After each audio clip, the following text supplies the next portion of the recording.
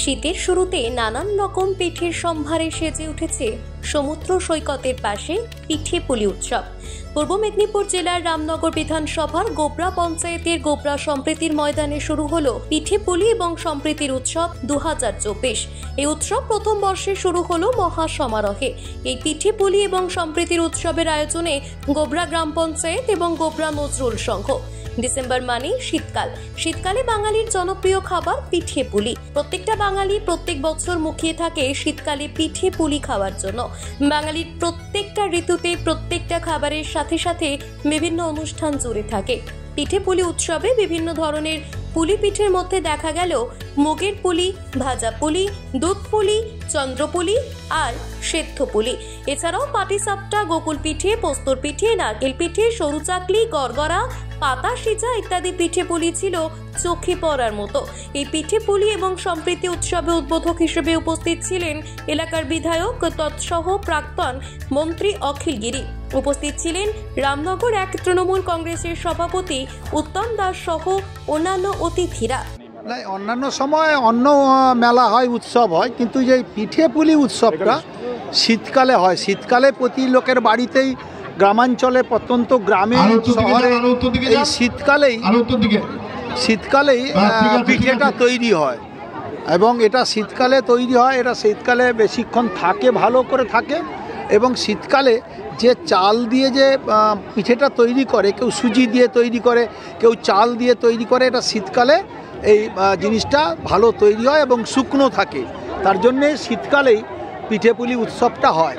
এবং এবারে এই প্রথম রামনগরে, আগে বাদিয়া অঞ্চলে হতো, এই প্রথম গোবরা অঞ্চল তারা আজকের আয়োজন করেছে, গ্রাম পঞ্চায়েত এবং এখানে নজরুল সংঘ মিলে।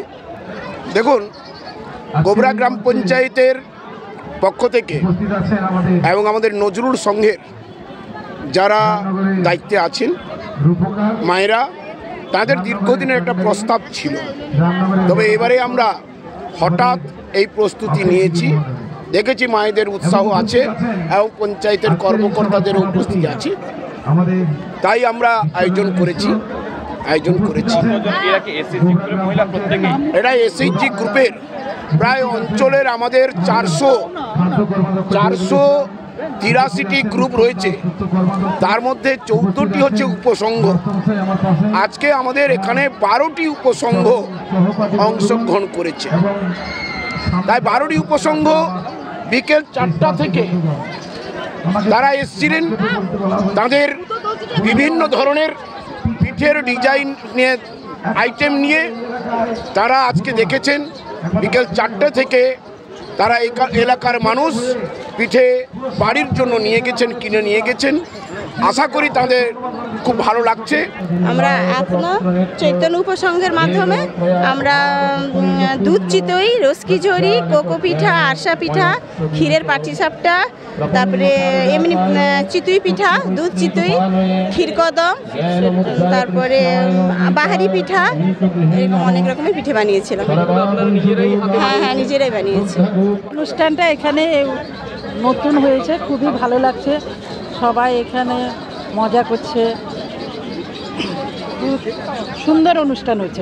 আমরা চেষ্টা করেছি, জানি না কতটা সার্থক হয়েছে, কিন্তু আমরা ভেবেছিলাম এটা অনেক দিন থেকে, কিন্তু সেটা যে আজকে আমরা পরিপূর্ণতা পেলাম। এই যে মাঠের এত জনসমাগম, এত মা ভাই বোনেরা এসছেন গোবরা অঞ্চলের পাশাপাশি অঞ্চল থেকে অনেক মানুষের সাড়া ফেলেছে। আমরা টাইমটা কম পেয়েছি, মাত্র 2 সপ্তাহ। কিন্তু 2 সপ্তাহের মধ্যে যে এত মানুষের জনসমাগম, আজকে যারা কর্মকর্তাগণ রয়েছেন, যিনি আমাদের কমিটির মধ্যে যে কর্মকর্তাগণ, আমাদের একটা কমিটি গঠন করে সেই কমিটির আমরা প্রচার করে এবং সমস্ত সাজিয়ে গুছিয়ে প্রচার, এদিকে বিভিন্ন স্টল সাজিয়ে দিয়ে এই যে প্রচার করতে পেরেছি, তার জন্য আমরা নিজেকে আমরা যারা এসছেন তাদেরকে সার্থক মনে করি।